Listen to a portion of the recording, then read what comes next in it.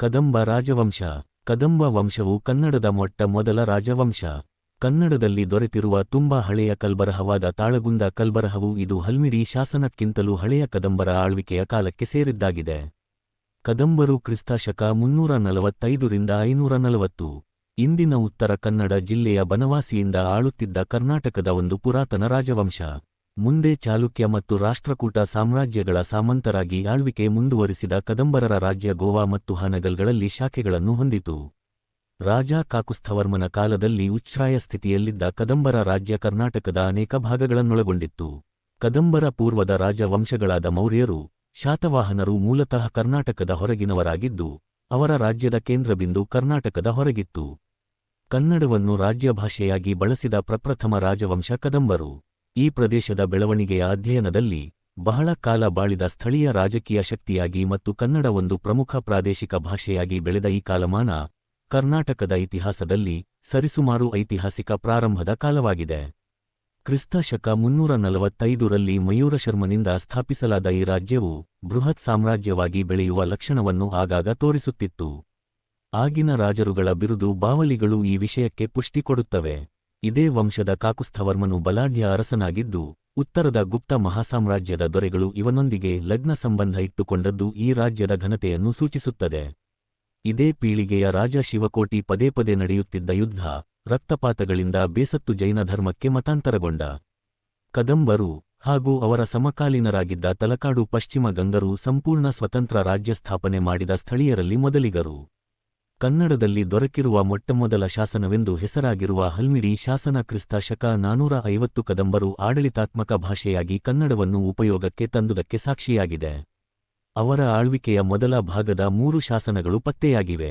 ಸತಾರಾ ಕಲೆಕ್ಟೋರೇಟಿನಲ್ಲಿ ಕದಂಬರ ಆಳ್ವಿಕೆಯ ಮೊದಮೊದಲಲ್ಲಿ ಟೆಂಕಿಸಿದ ವಿರ ಮತ್ತು ಸ್ಕಂದ ಎಂಬ ಕನ್ನಡ ಲಿಪಿಯಿರುವ ನಾಣ್ಯಗಳು ದೊರಕಿವೆ. ರಾಜ ಭಗೀರಥ ಕ್ರಿಸ್ತಶಕ 390 ರಿಂದ 415ನ ಕಾಲದ ಶ್ರೀ ಮತ್ತು ಭಾಗಿ ಎಂಬ ಕನ್ನಡ ಶಬ್ದಗಳಿರುವ ಬಂಗಾರದ ನಾಣ್ಯವು ದೊರಕಿದೆ. ಈಚೆಗೆ ಬನವಾಸಿಯಲ್ಲಿ ದೊರಕಿದ 5ನೆಯ ಶತಮಾನದ ತಾಮ್ರದ ನಾಣ್ಯದಲ್ಲಿಯೂ ಶ್ರೀಮಾನರಾಗಿ ಎಂಬ ಕನ್ನಡ ಶಬ್ದವಿದ್ದು ಕದಂಬರ ಕಾಲದಲ್ಲಿ ಕನ್ನಡ ಆಡಳಿತ ಭಾಷೆಯಾಗಿತ್ತು ಎಂಬುದನ್ನು ಇನ್ನಷ್ಟು ಪುಷ್ಟಿಗೊಳಿಸುತ್ತದೆ.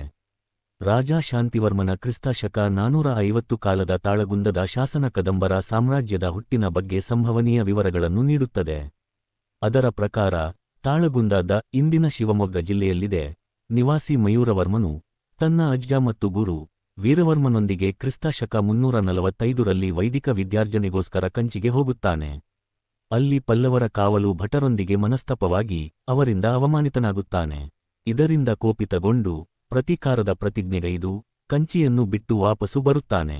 ತನ್ನ ಬ್ರಾಹ್ಮಣತ್ವಕ್ಕೆ ತಿಲಾಂಜಲಿ ನೀಡಿ ಶಸ್ತ್ರಾಭ್ಯಾಸ ಪ್ರಾರಂಭಿಸುತ್ತಾನೆ.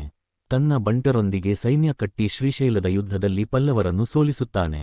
ಪಲ್ಲವರು ಮತ್ತು ಕೋಲಾರದ ಬೃಹತ್ ಬಾಣರು ಮುಂತಾದ ಕಿರು ಅರಸರೊಂದಿಗೆ ದೀರ್ಘಕಾಲದ ಕಿರುಕುಳ ಯುದ್ಧದ ನಂತರ ಕದಂಬರು ಸ್ವತಂತ್ರ ರಾಜ್ಯವನ್ನು ಘೋಷಿಸಿದರು. ಅವರನ್ನು ಹತ್ತಿಕ್ಕಲಾರದೆ ಪಲ್ಲವರು ಅವರ ಸ್ವತಂತ್ರ ಅಂತಸ್ತನ್ನು ಒಪ್ಪಬೇಕಾಗಿ ಬಂತು.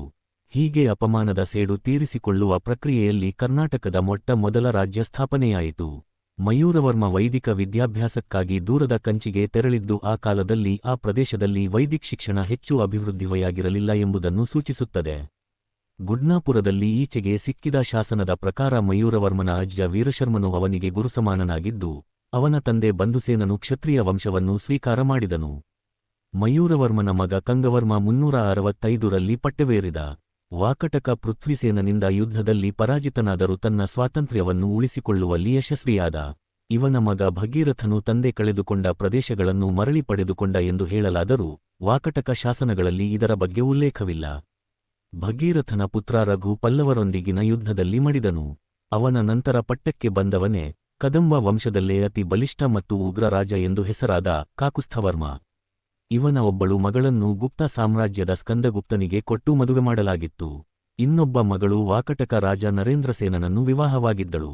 ತಾಳಗುಂದ ಶಾಸನದ ಪ್ರಕಾರ ಕಾಕುಸ್ಥವರ್ಮನು ಇದೇ ರೀತಿಯ ವಿವಾಹ ಸಂಬಂಧಗಳನ್ನು ಭಟಾರಿ, ದಕ್ಷಿಣ ಕನ್ನಡದ ಅಳೂಪರು ಮತ್ತು ಗಂಗವಾಡಿಯ ಪಶ್ಚಿಮ ಗಂಗಾ ಮನೆತನಗಳೊಂದಿಗೂ ಇಟ್ಟುಕೊಂಡಿದ್ದನು. ಮಹಾಕವಿ ಕಾಳಿದಾಸನು ಇವನ ಆಸ್ಥಾನಕ್ಕೆ ಭೇಟಿ ಕೊಟ್ಟಿದ್ದನು. ಕಾಕುಸ್ಥವರ್ಮನ ನಂತರ ಬಂದವರಲ್ಲಿ 485ರಲ್ಲಿ ಪಟ್ಟವೇರಿದ ರವಿವರ್ಮ ಒಬ್ಬನೇ ಸಾಮ್ರಾಜ್ಯವನ್ನು ವಿಸ್ತರಿಸುವುದರಲ್ಲಿ ಯಶಸ್ವಿಯಾದ. ಅವನ ರಾಜ್ಯಭಾರದ ಕಾಲದಲ್ಲಿ ಪಲ್ಲವರು ಮತ್ತು ಗಂಗರೊಂದಿಗೆ ಯುದ್ಧಗಳು, ಅಂತಃಕಲಹಗಳು ಗಮನಾರ್ಹವಾದವುಗಳು. ನರ್ಮದಾ ನದಿಯ ದಂಡೆಯವರೆಗೂ ಹಬ್ಬಿದ್ದ ವಾಕಟಕರನ್ನು ಸೋಲಿಸಿದ್ದು ಇವನ ಹೆಗ್ಗಳಿಕೆ. ಕದಂಬ ರಾಜ್ಯ ಇಂದಿನ ಬಹುತೇಕ ಕರ್ನಾಟಕ, ಗೋವಾ ಮತ್ತು ಇಂದಿನ ಮಹಾರಾಷ್ಟ್ರದ ದಕ್ಷಿಣ ಭಾಗಗಳನ್ನು ಒಳಗೊಂಡಿತ್ತು. ಅಂತಃಕಲಹದಿಂದಾಗಿ ಇವನ ನಂತರ ಈ ರಾಜವಂಶ ಅವನತಿಯ ಹಾದಿ ಹಿಡಿಯಿತು. ಕದಂಬರ ವಿಷ್ಣುವರ್ಮನ ಬೀರೂರಿನ ಫಲಕದಲ್ಲಿ ಶಾಂತಿವರ್ಮನನ್ನು ಸಮಸ್ತ ಕರ್ನಾಟಕದ ಒಡೆಯ ಎಂದು ಸಂಬೋಧಿಸಲಾಗಿದೆ. ಮುಖ್ಯಧಾರೆಯಿಂದ 455ರಲ್ಲಿ ಬೇರೆಯಾದ ತೃಪಾವರ್ತ ಎಂಬ ಶಾಖೆಯು ಬೆಳಗಾವಿಯ ಹತ್ತಿರದ ಮುರೋಡ್ ಎಂಬಲ್ಲಿ ಸ್ವಲ್ಪಕಾಲ ಆಳಿ ನಂತರ ಹರಿವರ್ಮನ ಕಾಲದಲ್ಲಿ ಬನವಾಸಿಯ ಪ್ರಧಾನ ರಾಜ್ಯದೊಂದಿಗೆ ವಿಲೀನವಾಯಿತು. ಅಂತಿಮವಾಗಿ ಬಾದಾಮಿಯ ಚಾಲುಕ್ಯರಿಂದ ಈ ಸಾಮ್ರಾಜ್ಯದ ಪತನವಾಯಿತು. ಅಲ್ಲಿಂದ ಮುಂದೆ ಬಾದಾಮಿ ಚಾಲುಕ್ಯರ, ಅದರ ನಂತರ ರಾಷ್ಟ್ರಕೂಟರ ಮತ್ತು ಕಲ್ಯಾಣಿ ಚಾಲುಕ್ಯರ ಸಾಮಾಂತರಾಗಿ ಈ ವಂಶ ಮುಂದುವರಿಯಿತು. ಮಯೂರಶರ್ಮನ ಉತ್ತರಾಧಿಕಾರಿಗಳು ತಮ್ಮ ಕ್ಷತ್ರಿಯ ವಂಶ ಸೂಚಕವಾಗಿ ವರ್ಮ ಎಂಬ ಹೆಸರನ್ನು ಸ್ವೀಕರಿಸಿದರು. ಕದಂಬರು ವೈದಿಕ ಹಿಂದೂ ಧರ್ಮದ ಅನುಯಾಯಿಗಳಾಗಿದ್ದರು.